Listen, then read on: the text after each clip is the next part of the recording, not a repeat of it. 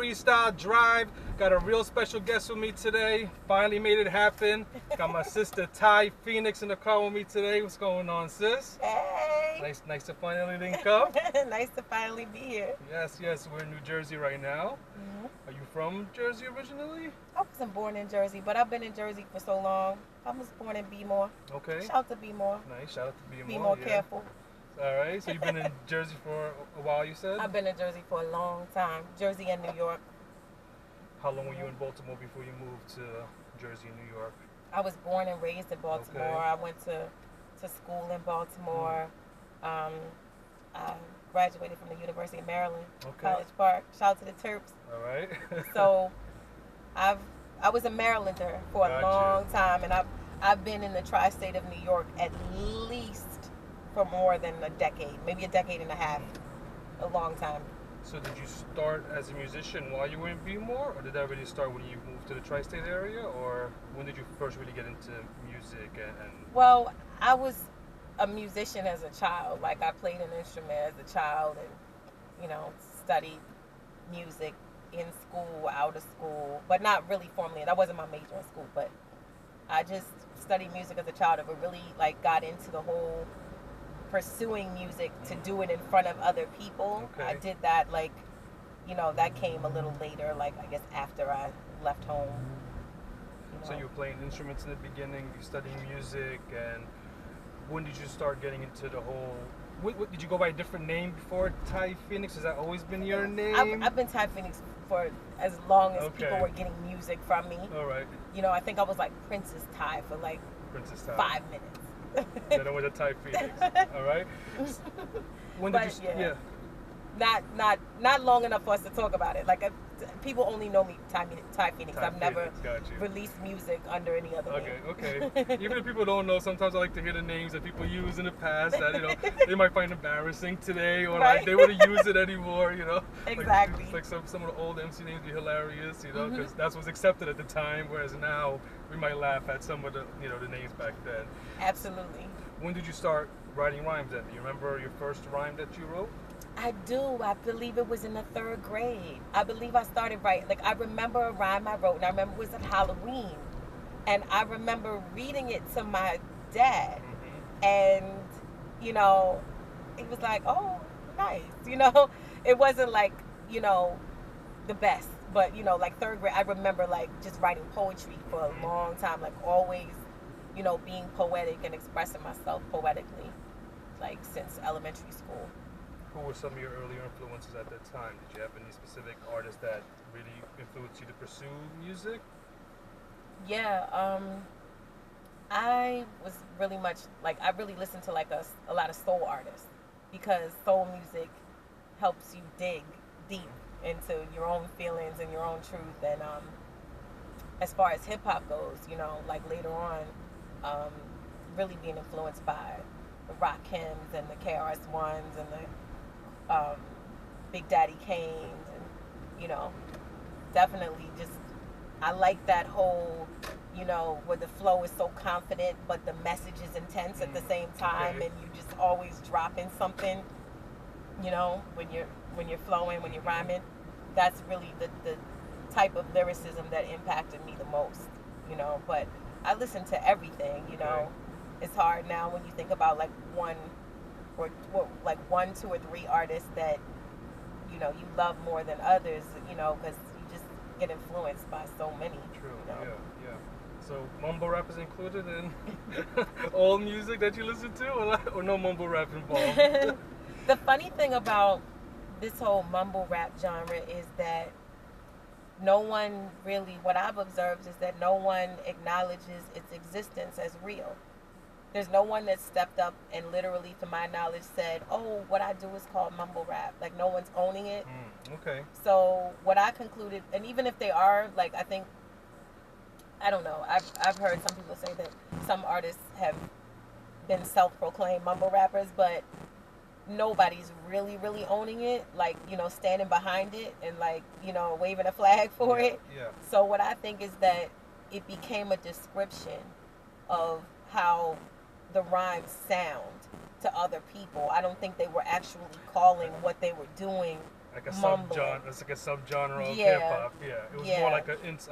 It was an insult, Yeah. you know, and some people find it offensive because they're like, no, it's really that's not what the artist is intending to do, and that's not how they're labeling their music. Other people are giving their opinion of how it sounds. Do you think it's a fair opinion? I think if you don't understand what someone is saying and it's not articulate, you have the right to call it mumbling. Mumbling is it means like inaudible speech. You know what I mean? Like inarticulate speech. So some people were saying it was based on dialect, as far as like the region of the country that the artist was from. So it's not fair to call it mumbling. Like I actually, like, as you can tell, I actually had this conversation with quite a few people. Okay, I'm sure it come up. Yes, it's definitely come up here and there. But no, there's some artists that, you know, I listen to I listen for integrity. Like I listen to hear if the artist is genuinely feeling what they're doing. I feel like I can tell if people are like, oh, this is a hustle and it caught on, you know, so now I'm just going to keep going and milk it for 5 years and then, you know, retire somewhere on the beach. And then everybody follows the same formula to try to... Exactly. Or if the person is like, no, I really have these feelings or these experiences, these thoughts, and I express them through song, and it's honest. And I know music, and I love music, and I love harmonies and melodies, and you know, you can hear that. You can hear when people have a relationship with music. I feel like I can. You know, I can tell if it's genuine. So it really doesn't matter. Like, even if you're, you know, you could be a heavy metal artist, but if what you're doing is passionate and it's honest and it's coming from a pure place, I think people can hear it. Like, even if they don't really take to your type of music. You know what I'm saying? So with that being said, like hip hop, you know, I think nowadays, you know, with these combating, like these genres that, you know, people compare, you know, back and forth, like old school, new school, mumble rap, underground. It's really, for me right now, it's just about who's real and I can hear it when it comes out of the speakers. And, regardless of what beat you're using, or even, you know, as long as it's genuine, even if it's in that so-called I have a preference. I do have a preference for beats that I can feel. I like drums. You know, I like snares that crack and kicks that thump. That's not, you know, usually what's going on in most, you know, in modern popular hip hop, but I'm a boom baptist. You know, and that doesn't mean that I don't respect or I can't hear the quality in some other type of, you know, some other expression of hip hop, because I can hear quality if it's there no matter where it is. But yeah, I like the drums. Well, I guess the thing is, not everything is for everybody. What I realize is some of these artists who I may complain about, for example, because it's not the stuff that I'm interested in, right? But they're not catering to me necessarily. Exactly. So maybe I'm not being fair by judging it because it's not for me necessarily. So it's for the younger generations who may, you know, like the beats more, whatever it is that they love about that artist. So maybe it's unfair for me to necessarily critique it. I'm not sure. You know, I think it's, you know, I think what a lot of people are upset about is like hip hop heads is that that's become the image of what hip hop is today, and people forgot about, you know, some of its origins or the original sound that we grew up on, and that other people knew what hip hop was about originally. Right. And this has become the face of what it is. And I guess it gets worse when some of these new school artists don't pay homage or don't even show respect to the old school, if we can use that term. I don't even want to use that term. But is it a generational gap thing? Is it just that, is it corporation marketing executives who push this subgenre, let's say? And I think it's a little bit of all of that. I think, well, time doesn't stand still. You know, time progresses. Art forms evolve and expand, but I think the principles and as far as integrity should remain. You know what I mean? Like, it doesn't matter if you know, you're talking about the 70s and people listen to music on an 8-track tape, or now if it's an MP3, if it sounds good and it's real, it sounds good. You know what I mean? Yeah. So I think that there should be ethics with respect to music, making music, composing music, performing music. There should be ethics to that. You know what I mean? Like, it's not like, oh, lip syncing is tolerable in 2018, but it wasn't tolerable in 1978. No, lip syncing on stage is bad across the board. It's bad business, no matter what era of time you're talking about. So I Yes. think there should be principles, and when people, to imply that, oh, the principles change according to the year or the time, that's not true. Integrity is always going to be the bottom line and deciding factor of whether or not music is good and music deserves to be celebrated.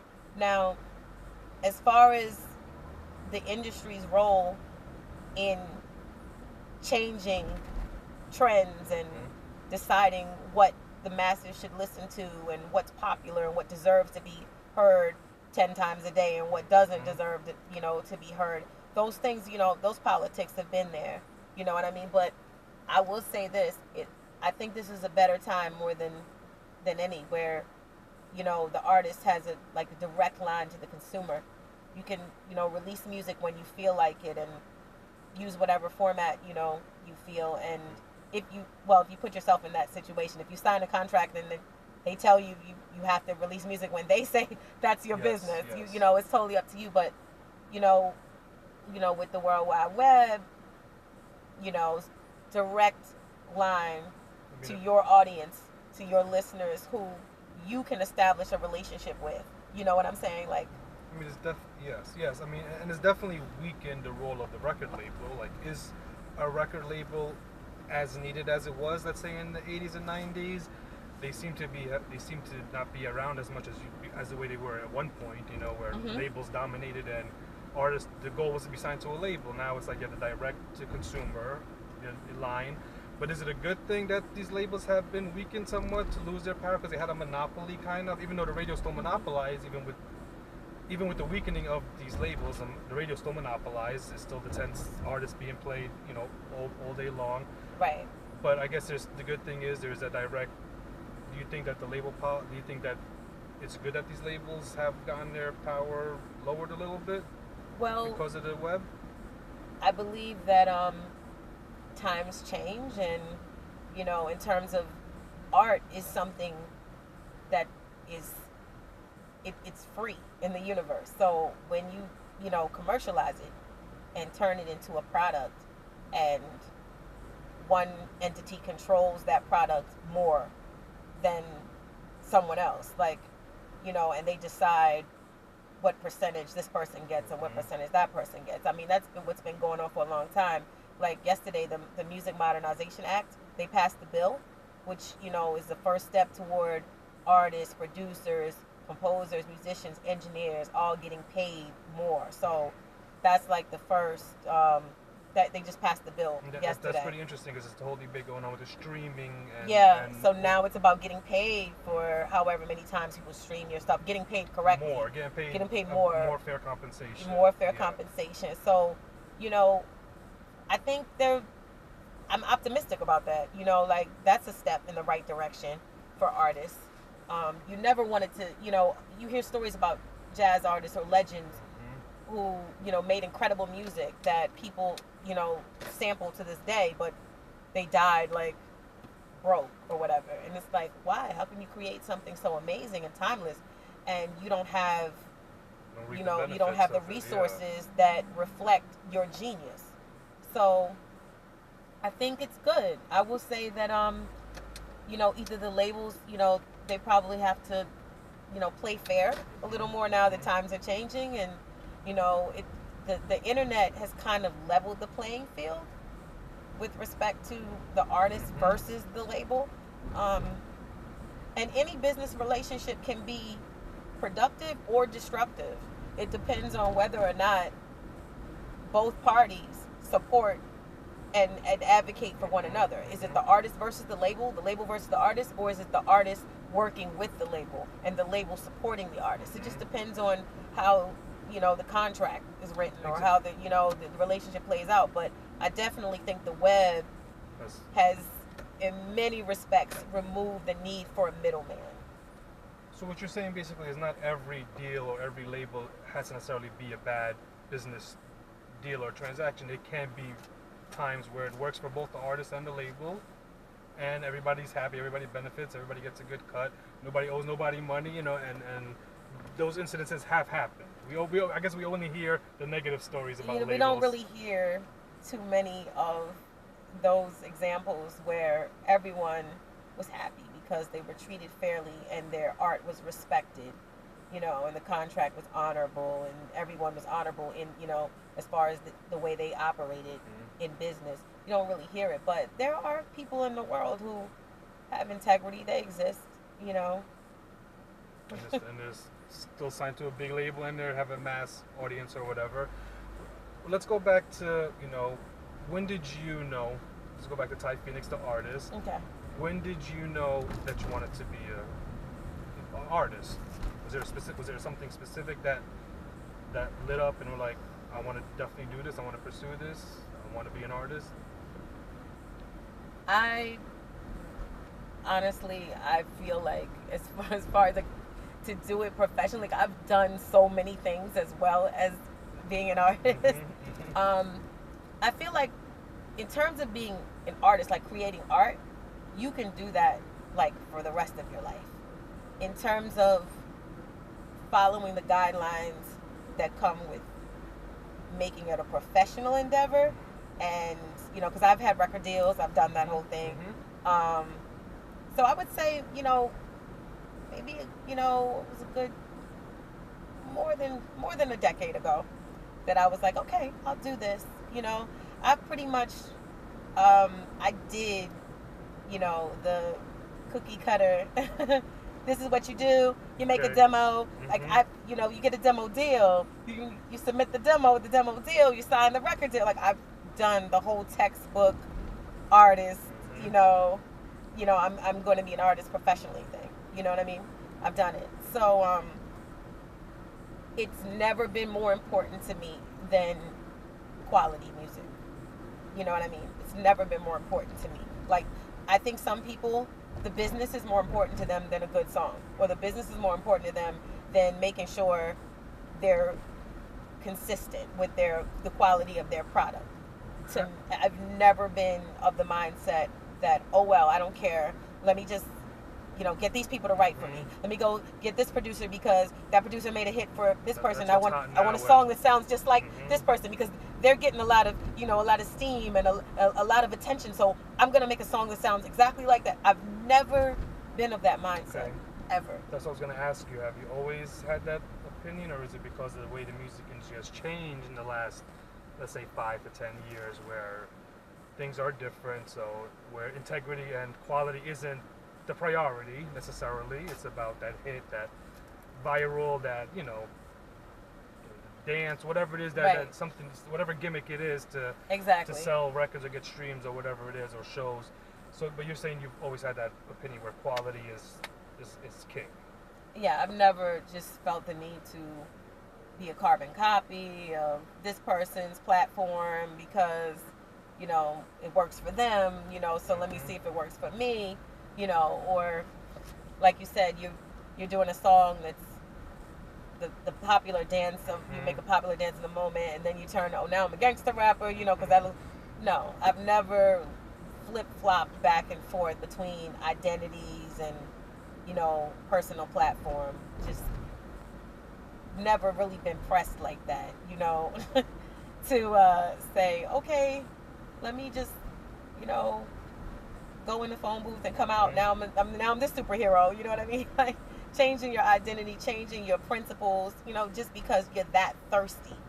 You know what I mean? I've just shout to, you know, power to anyone who's done that. I'm not, if that worked for you, that works for you. You know, we're not all here to do the same thing the same way. But I've never felt that pressed. You know. That's why I was asking you about labels, because I know you've had that experience with labels, but at the same time now you're promoting music and releasing music kind of directly to your fan base kind of as well. So you have both perspectives of, you know, dealing with the label. I don't want to say bullshit because it doesn't necessarily have to be, but just dealing with label politics. Primarily, and usually is. All right. So, I mean, can we talk about your album, Half Woman Half Amazin? Sure. When did you release that, and how was your experience releasing that? Half Woman Half Amazin, was it came out in May of 2009, and to this day, people, hit me up all the time and tell me, that they're listening to, this song is my favorite song from Half Woman. I mean, I've got a lot of critical acclaim the year it came out. Is that considered your first official solo album? Yes, that was my first official solo project, and I got a lot of excellent feedback, some great songs, great producers, and people, like I said, they still, to this day. That's great, yeah. Like, I mean, as recently as, this week, like, people are always telling me, Almost 10 years later. Yeah. Almost 10 years later, yeah. Absolutely. I mean, that's that quality and timeless, and I guess time will tell if the hip-hop heads are right about what's going on today, or if we're wrong, The time will tell if these songs, we'll be listening to them years from now, or am I still going to be listening to Tupac and Biggie and 2100, whatever it is, right. being serious, So, right. I mean, a couple of the artists today I feel will still be listenable in the future, but the vast majority, I don't know, unless it's like a single that was huge, and that's you might. But rarely you hear songs now that have that durability where they can stand the test of time. Exactly. Rarely, yeah. Maybe a Kendrick, maybe I don't, possibly. Well, I guess time will tell. Time will tell. Time will Yep. tell. So, I mean, I know. Besides, you said you're not only a hip hop artist, you also do other. I know you do hosting, and I know you recently had a show just last weekend in Jersey where you were beatboxing. I didn't know about that part. I mean, I saw some video.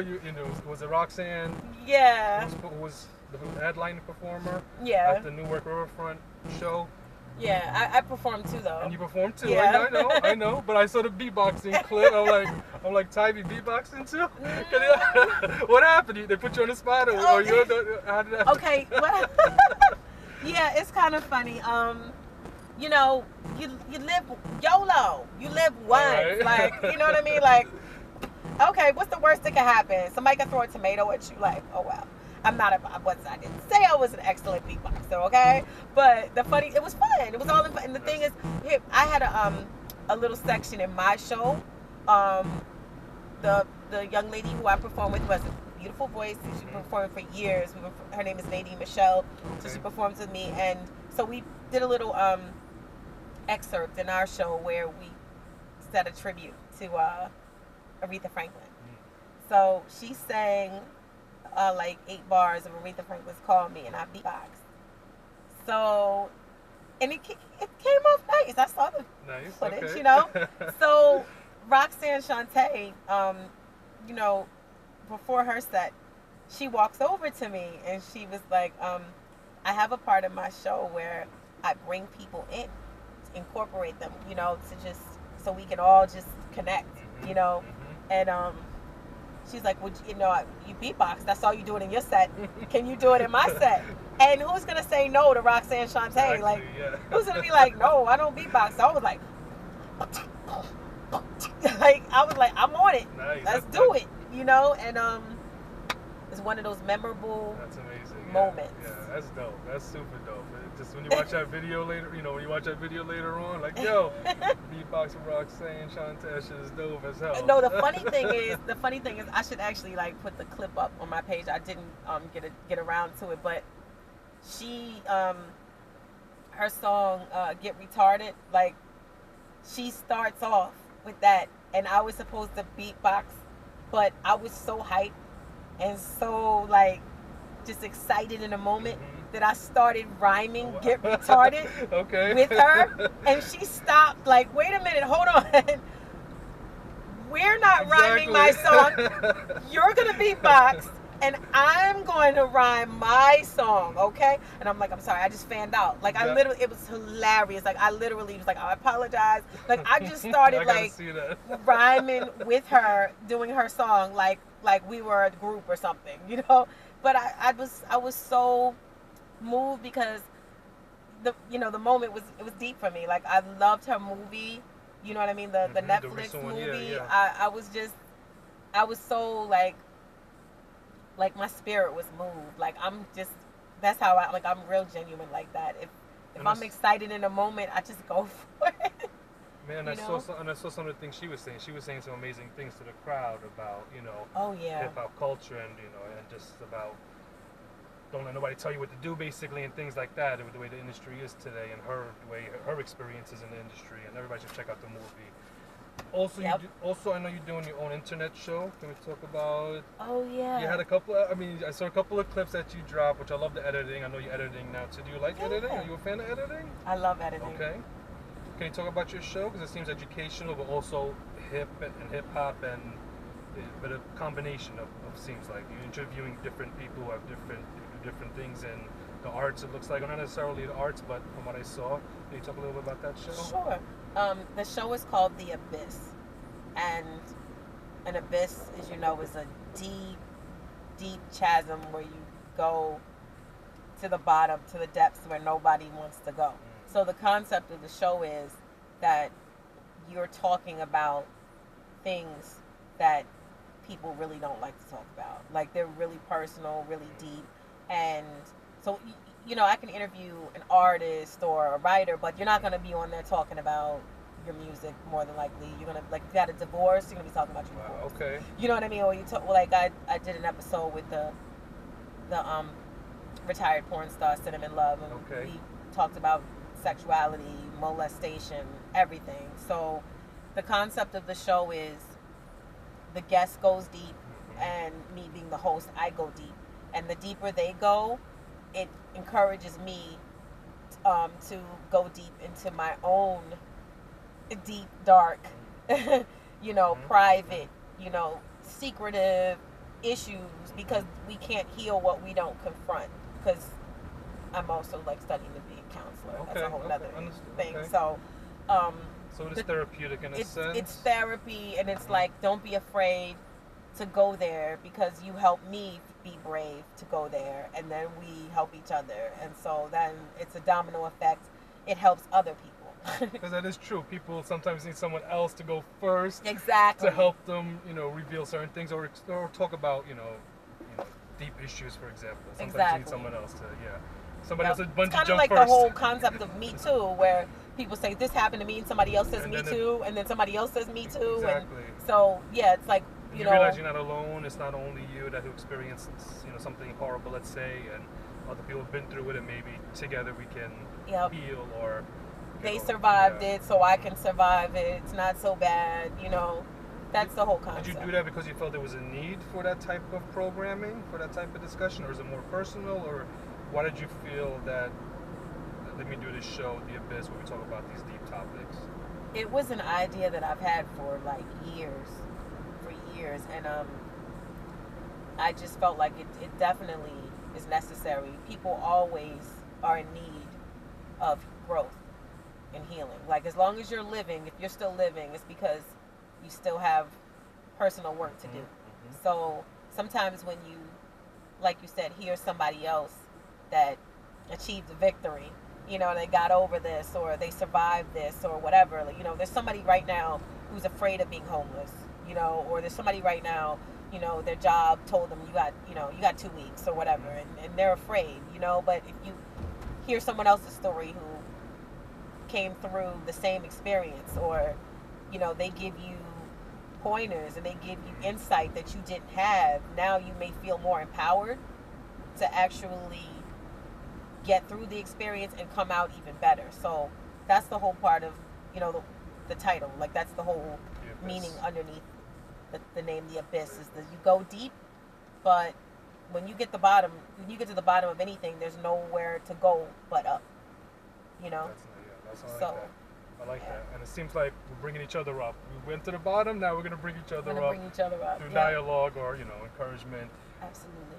You've also dropped some music videos. One of the joints is Too Deep. Yeah. Is it like a freestyle, can I call it? Or what can I call it? Yeah, Too Deep was like, it was definitely like a freestyle, and I was like, you know shot what? it dope. You go ahead. I'm sorry, you're interrupting. No. You're right. Thank you. So you shot it in the city. It looks like Manhattan. Mm-hmm. It looks super dope. I love the background. So is that gonna be part of a Tiye Phoenix new album, new Yeah. mixtape? Are you allowed? Are you gonna tell us? Are you able Yeah. to tell us? Yeah, definitely. Okay, all right. The album is called The Masters Program, and Too Deep is definitely a part of it. I'm still finishing it up now. Okay. Songs are coming out good. Got a couple surprises as far as guest appearances and everything. Right. You know, the Masters Program speaks to, you know, we're all striving to achieve masterhood in something, like mastery of something, and I'm in a master's program. So it's literally like like all I do is literally live my life and get my titles for my life. You know what I mean? About everything. So, yep, music is autobiographical. When I know you're still working on it. Any idea when you're planning on releasing it? I really would like to release it like no later. Right now, it's like a toss up between like the beginning of December. It's like the middle of December. So pretty soon. Overall, yeah. Well, you know, relatively pretty soon. This year, you're aiming for 2018, December, you said? Aiming for that. Okay, yep. Okay. Yep. How many joints have you recorded? Or so far, that are done? Well, it's so far like at least 6 that I'm strong on. 6 that I'm strong on, but I'm not gonna have any more than 10. So it's gonna, excellent. Yeah. All right. So are you an artist who records more than you need, and then you just pick the best out of all the songs you did, or do you go focus like I'm gonna do these 10? That's it, just these 10, or no, do you end up recording a bunch of extra? I actually go in with like an intention, like okay, this is like I don't like record 30 songs and pick 10. No, I usually record maybe 11 and pick 10. Okay, all right. Something like that. It's reasonable, yeah. Because sometimes you hear artists like, I got 30,000 songs in the vault. I'm like, maybe nobody wants, I mean, it's too much. It's like, nobody wants to hear the 30,000 songs, you know? Maybe you got to limit them so you could be, you know, people can actually listen to your music. And, and it's like, and when you hear that, it's like, are you taking it seriously? Or are you just dropping songs like just over anything and just leaving the studio, doing 20 songs at one session? And, you know, it's like, it's not efficient. Exactly. It's not quality. I feel like that's where the quality element comes in, where you lose that quality. Absolutely. Okay, so the Masters Program, December 2018, inshallah. I'm gonna say that just to push it, just to encourage it more, you know, because we're looking forward to it. Can you talk about anything else that you're currently working on? I mean, you're working on a lot already. Your solo, you know, the other album that you're working on, the internet show, The Abyss, right? You had a performance recently with Roxanne Shante. Yep. I mean, I did a feature. Artist Bad Seed is his name, and he did a whole project with the producer Knots. Okay, yes. And they have a project called Seed and Knots, and it's called No Way in Hell. And I did a song on that project called Pretty Little Liar. Okay. Yeah. Nice. I got it. So that's officially out now. People can check it out. Yeah, it's coming out. Like the single's out. The first single is already out, and the album is coming out, I think, September 28th. Nice. Okay, so we're gonna hear some more Tiye Phoenix before you drop your new album. Yeah. Anything else that you're currently working on that you can reveal or that you can talk about right now? Okay, cool. I mean, you already gave us a lot already, but I'm asking for too much. Okay. No. I'm just always conscious of making sure I didn't forget anything, you know. So, yeah. We're gonna get into this freestyle session really soon. Okay. Anything you want to say to people watching us, people tuning in, who are seeing Tiye Phoenix, who maybe heard of you know, the Half Woman Half Amazin album. Yeah. Maybe they haven't seen some of your new stuff in a while, but now they saw your new videos and you're coming out with new material. Anything you want to say to the audience tuned in? Yeah. I just want to say thank you. If you took 3-4 minutes to watch any video, any freestyle, listen to any song, purchase any song, you know, on TiyePhoenix.bandcamp.com. If you went to that website and you purchased anything, I just want to say thank you. And I appreciate your support, and there's always going to be something new coming, you know. I'm just honoring myself as a creative, as an artist. So, you know, like you said, talk show, album, rapping, beatboxing. Exactly. You know, I've even done an independent film before. So I mean, you could be, you never know.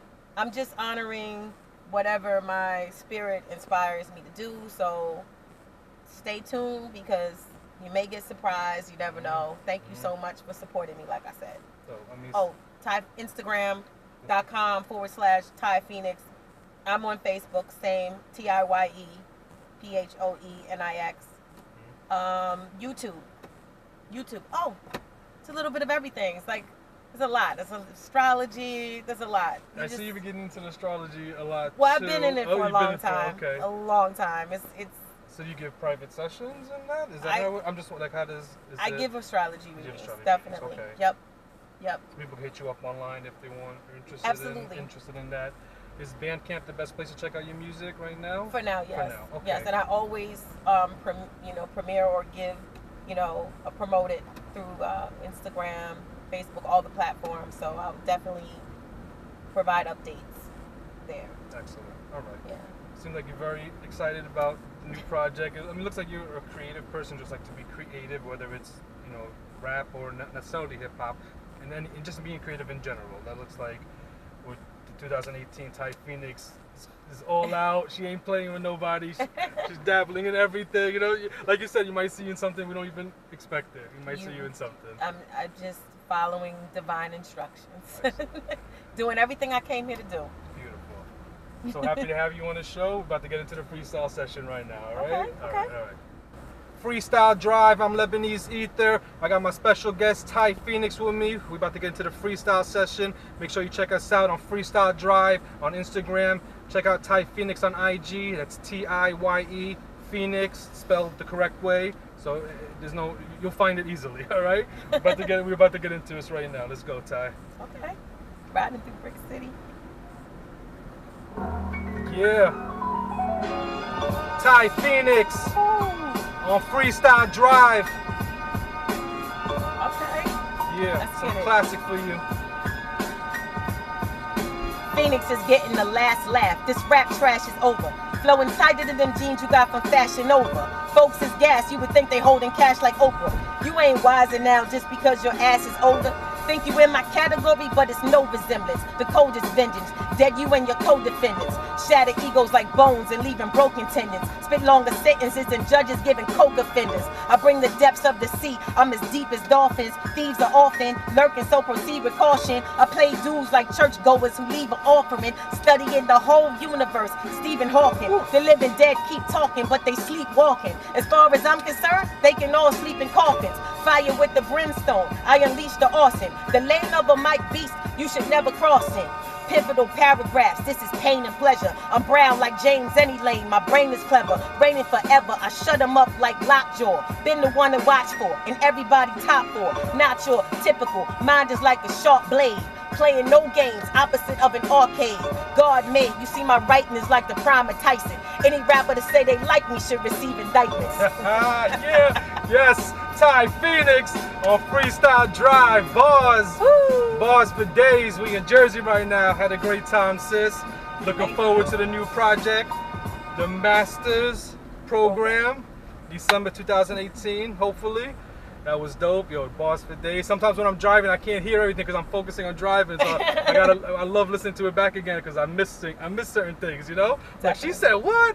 Like she said what? And I'm like, it's like I can't do that right now because we want to get home safely. You know what I'm saying? Exactly. But thank you so much, sis, for joining me in the car today. Had a great time.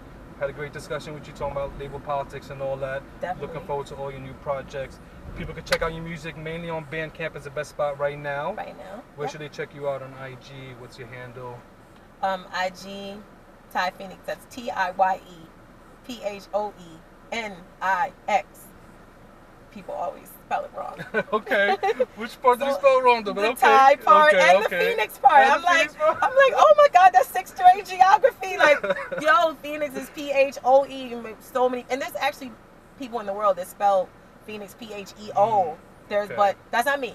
TIYE PHOE. Correct spelling. NIX, and that's Instagram, Facebook, Bandcamp. That all Tiye Phoenix. All of that. Just Google name, YouTube the name. You'll see all her work, her music. Half Woman Half Amazin. Yes. And the new project coming out soon. Thank you again, sis. It was great having you on. Thank you so much. Peace, everybody.